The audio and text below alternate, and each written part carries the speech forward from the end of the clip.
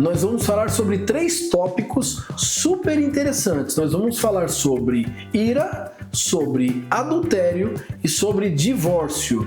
E lembrando que a gente está falando baseado no Sermão da Montanha, lá em Mateus 5, do 21 até o 32. A gente vai pegar esse texto, como Jesus estava ensinando, e a gente vai espelhar nos nossos dias, para saber o que está sendo ensinado hoje, que está diferente com o que Jesus deixou ensinado. Então a gente primeiro vai começar te contando que Jesus ele estava falando para o povo dele, que era e é o povo judeu. Então existia todo um contexto de ensino baseado no povo judeu. E aí a gente vai começar primeiro falando sobre a ira. E quando Jesus ele fala sobre a ira, ele fala o seguinte, a Simone vai ler, você pode conferir, que ele fala assim, que está escrito, ou melhor, ouvistes o que foi dito, não matarás, para não matar. E aí ele coloca 3 coisas em contrapartida naquele tempo que ele fala sobre não se irar, não insultar e não chamar de tolo. Ele coloca essas 3 condições falando assim, se você cometer qualquer um desses 3, ira, insulto ou chamar de tolo, você já matou o seu irmão. E a gente estava conversando, eu e a Simone, que Jesus ele pega esse momento que era muito de lei, as pessoas estavam vivendo a lei mesmo, olha, se você errar, você vai ser punido. E Jesus fala assim, que antes da atitude, Jesus começa a trabalhar a intenção do coração. E ele vai trabalhar essa intenção nessas próximas partes. Ele coloca uma coisa que ele diz o seguinte, ele fala, se você tiver perante Deus levando a sua oferta e você se lembrar que o seu irmão tem alguma coisa contra você, você deve deixar a sua oferta, ir lá se reconciliar com o seu irmão e depois voltar e entregar a sua oferta. E a Simone vai ler para a gente o texto que está lá em Mateus, se você quiser acompanhar, 5, do 23 ao 25. Ela vai ler, você pode acompanhar aí na sua Bíblia. Portanto, se você estiver trazendo a sua oferta ao altar e lá se lembrar que o seu irmão tem alguma coisa contra você, deixe diante do altar a sua oferta e vá primeiro reconciliar-se com o seu irmão. E então, volte e faça a sua oferta. Entre em acordo sem demora com o seu adversário, enquanto você está com ele a caminho, para que o adversário não entregue você ao juiz, o juiz entregue você ao oficial de justiça e você seja jogado na prisão. Mateus 5, 23 ao 25. Uma coisa que chamou a atenção nossa nesse texto é que Jesus fala o seguinte, se você levar a sua oferta, e aí é só para a gente ajudar na interpretação de texto, tá? Se você descobrir, vamos supor, eu e a Simone, eu vou levar a minha oferta, e eu descubro que a Simone tem alguma coisa contra mim, olha o que está sendo dito, não sou eu contra a Simone, é a Simone contra mim. Eu devo deixar a minha oferta e ir lá me reconciliar com ela.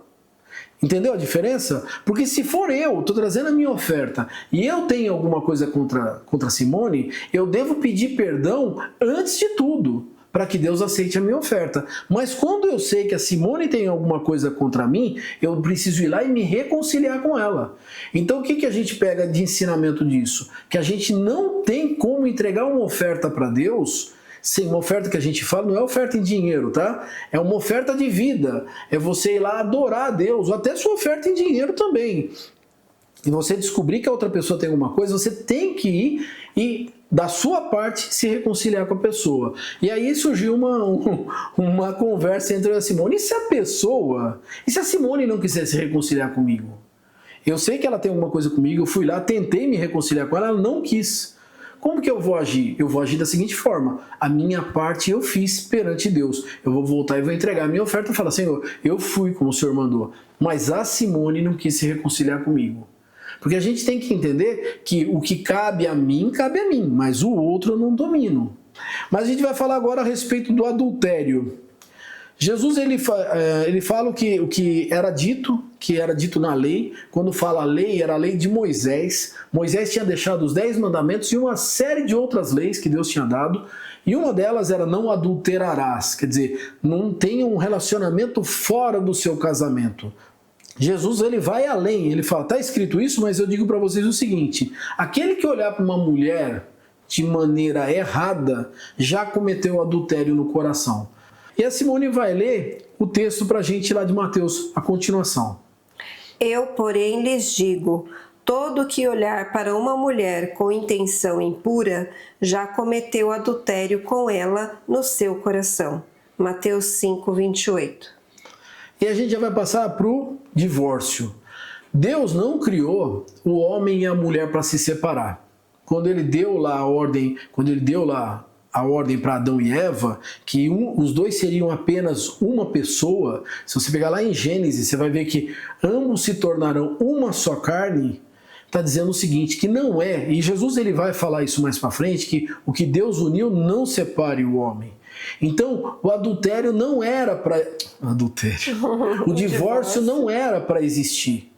Não era para existir, mas é uma coisa que é tolerada hoje na nossa sociedade. Onde as pessoas entram muitas vezes no casamento pensando assim, se não der certo, a gente se separa. E lembrando que a gente já falou que o casamento é um projeto de Deus. E aí esse texto que a Simone vai ler vai falar sobre este projeto de dois dormirem juntos. Olha. Também, se dois dormirem juntos, eles se aquecerão. Mas se for um sozinho, como se aquecerá?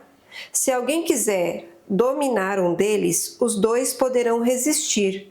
O cordão de 3 dobras não se rompe com facilidade. Eclesiastes 4, 11 e 12. Uma coisa básica, é melhor estar em 2 do que somente um.